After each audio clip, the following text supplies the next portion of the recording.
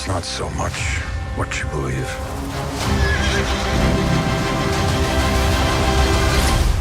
It's how hard you believe it.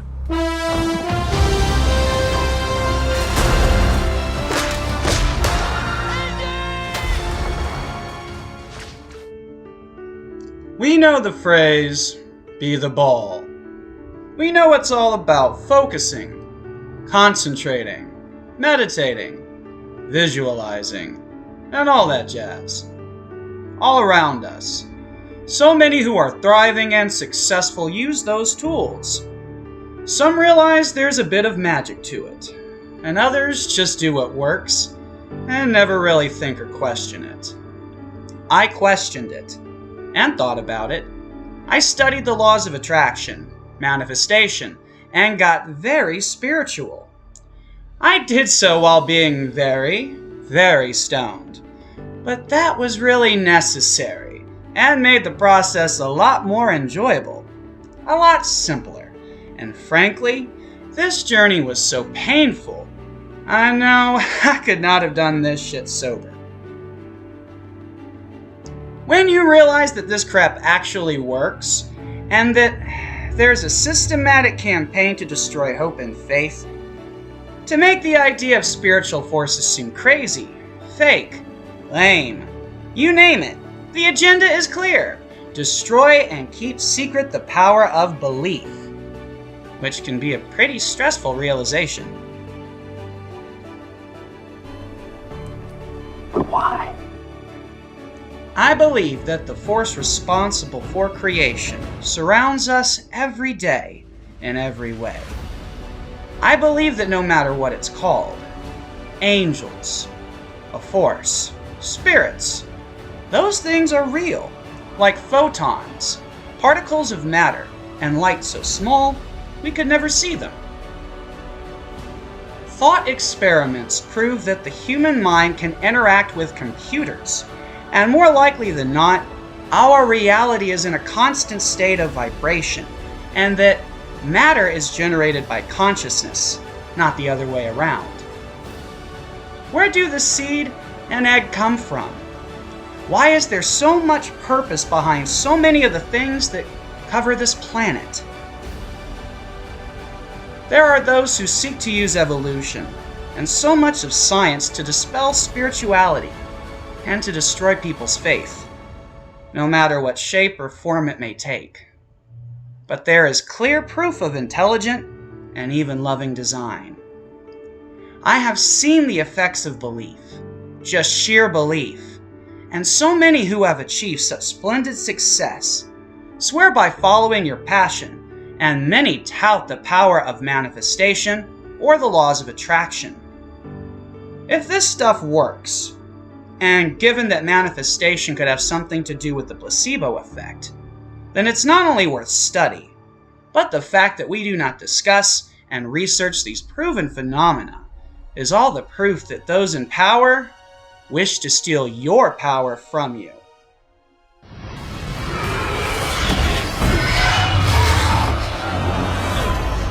I feel your fear growing. You will be dead soon. And when you're gone, I'll destroy everything you ever loved. No evil shall escape my son. Your family, your home, your planet will be no more. Those who worship evil's The might. entire human race will be wiped out because you, Hal Jordan, were afraid. Beware my power. Green Lantern's life. If you are a fair, just, and loving creating force, then surely you would have a plan for your creations. It would be a good plan, and it would involve equal distribution of power. It would also involve creating means so your creations can gain understanding, knowledge, find their passions, their inspirations, and their character. Of course, it would also allow for everyone to see, perceive, believe, and discover unique identities and methods of expression.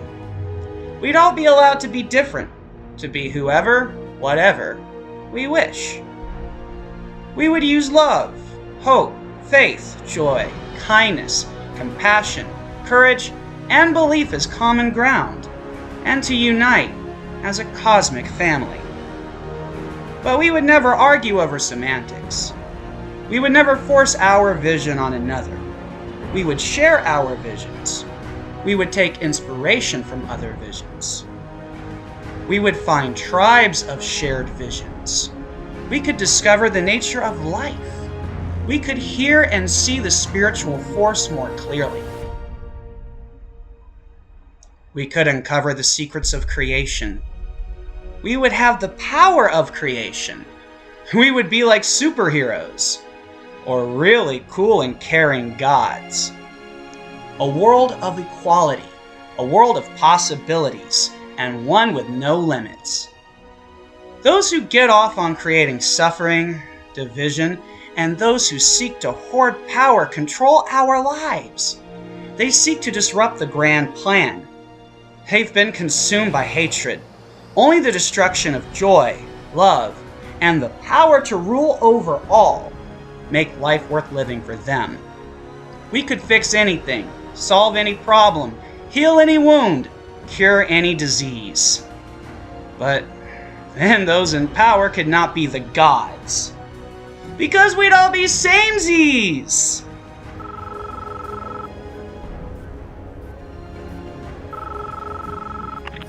I know you're out there. I can feel you now. I know that you're afraid. You're afraid of us.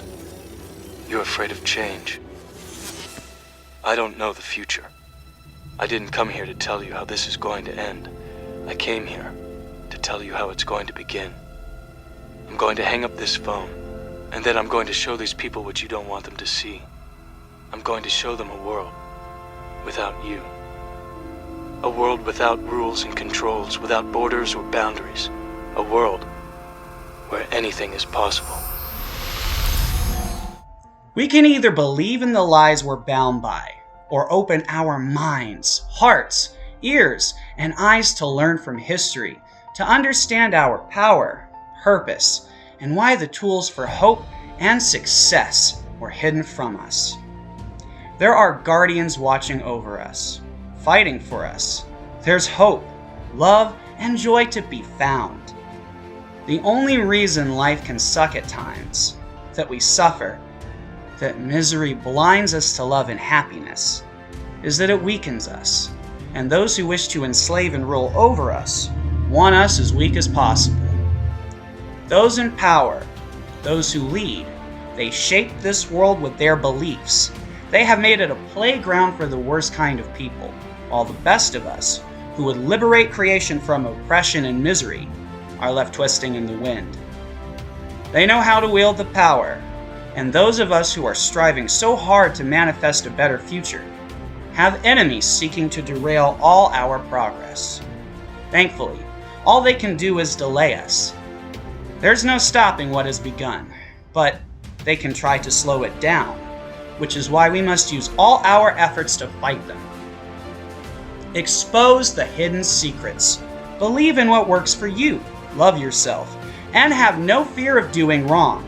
So long as we seek to create and fight back by using peaceful means, unless you must defend yourself, someone being victimized, or a loved one, then you can do no wrong.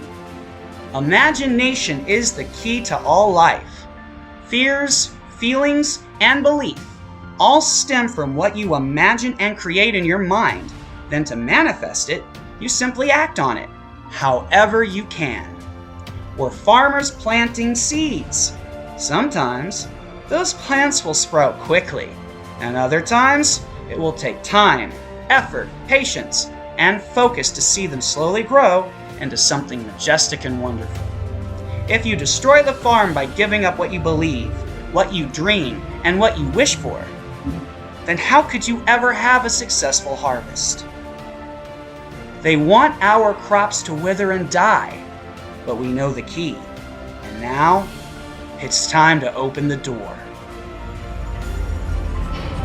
Come with me, This is the Oasis. and you'll be It's a place where the limits of reality are your own imagination.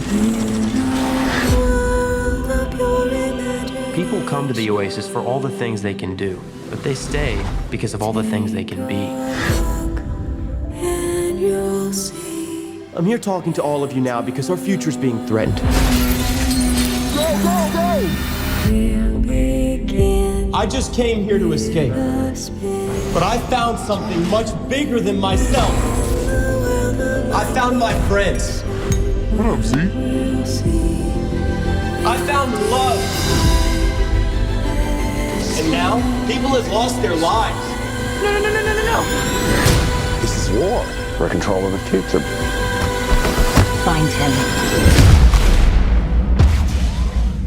Welcome to the rebellion, Wade.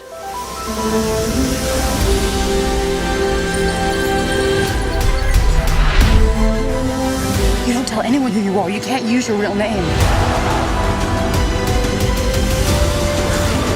Hold on to something.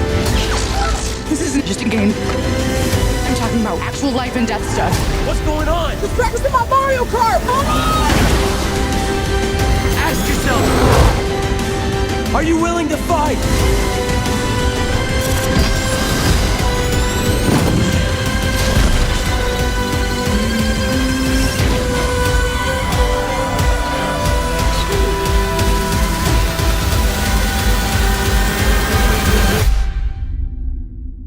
Come with me. In 2003, the CIA released a classified document with the subject heading Analysis and Assessment of Gateway Process, a process that utilizes audio frequencies to achieve brain hemisphere synchronization. In order to provide a thorough evaluation, the document covers the techniques of hypnosis, biofeedback, and transcendental meditation, thereby providing a modern scientific account of an ancient guarded knowledge of mankind's spiritual potential, a potential that could save humanity from the mind control tactics being used to divide and enslave us. The left brain is the mind's verbal and linear reasoning component. It categorizes and assigns meaning to incoming stimuli and passes this resulting information to the right brain, which is non-critical and accepts whatever information it is given without question. The left brain is the ego mind. It operates on autopilot and can be easily swayed by external stimuli. Most of us are unaware of this because we naturally tend to identify ourselves with the ego. We think that the ego is who we are, but in fact, it is just a part of our mental processing. The right brain is our subconscious mind, and hypnosis is a technique of directly accessing the subconscious by disengaging the ego, giving us self-awareness and control over the subconscious mind. Transcendental meditation achieves this by practicing single-minded concentration of drawing energy up from the base of the spinal cord and into the brain. With practice, this visual concentration eventually polarizes the cortex, bringing both hemispheres into balance, allowing the individual to transcend the ego mind. With biofeedback, rather than suppressing the left brain as done with hypnosis or ignoring it as done with meditation, the practitioner programs the ego mind with visualization while monitoring the physiological response, thereby programming the subconscious mind by observing the results with real-time biological feedback. The gateway process, also known as hemisync, achieves this same goal by simply listening to specific audio frequencies that bring both hemispheres of the brain into synchronicity with one another. All of these practices, some of which have been taught for millennia, have been proven effective with modern scientific tools. The gateway process has been shown to bring the entire body into a coherent vibration of approximately 7 to 7.5 cycles per second, which then creates a resonance with the electrostatic field of the Earth. It is believed that this resonance is what allows the practitioner to transcend time and space, or in other words, allow their consciousness to leave the body without limitation. What we call physical matter is not solid at all. It is more like a highly advanced holographic image made up of different frequencies. What we experience as solid matter is actually the electromagnetic repulsion of certain frequencies, and this includes our own physical body. And so it is believed that the reason these practices work is because our consciousness is not being generated by our bodies, but rather our bodies are being generated by our consciousness. Physicists have proven that the physical world is energy and define time as a measurement of change within this energy. In order for energy to take form, it needs to be limited to a specific vibration. Energy at rest is uniformly extended without limit. It is everywhere at once. This is why humans are able to remote view, which is a term used by the military for their psychic training protocol, wherein they teach an individual to transcend space and time in order to gather information remotely.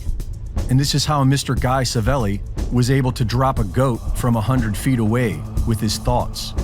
But most importantly, the suppression of this knowledge is how the government is able to program your subconscious mind for you, without you even knowing it, and control what you perceive to be reality. The report entitled Analysis and Assessment of the Gateway Process was penned in 1983 by U.S. Army Lieutenant Colonel Wayne M. McDonald. McDonald described the Gateway experience as a training system designed to bring enhanced strength, focus, and coherence to the amplitude and frequency of brainwave output between left and right hemispheres, so as to alter consciousness, moving it outside the physical space so as to ultimately escape even the restrictions of time and space. In simpler terms, the Gateway experience uses sound to manipulate brainwaves with the goal of creating an altered state of consciousness, in which a person can interact with non-physical aspects of reality. Practical uses of the technique, according to the CIA report, include manifesting goals, converting energy to heal one's body, and even traveling across space and time to access new information. The report was quietly declassified by the CIA in 2003 and largely went unnoticed.